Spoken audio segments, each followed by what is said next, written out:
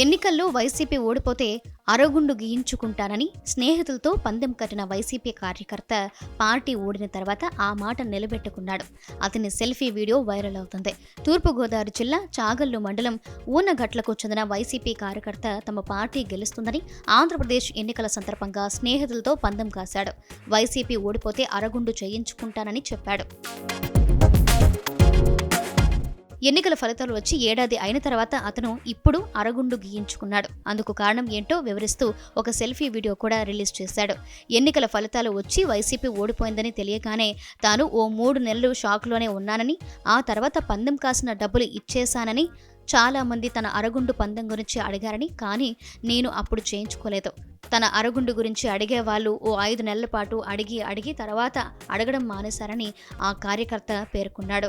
అందుకే ఇచ్చిన మాట కోసం ఇప్పుడు తాను అరగుండు చేయించుకున్నట్లు తెలిపాడు. అరగుండు గీయించుకుని ఎవరైతే తనతో పందెం కాశారో వారికి వీడియో కూడా పంపినట్లు తెలిపాడు.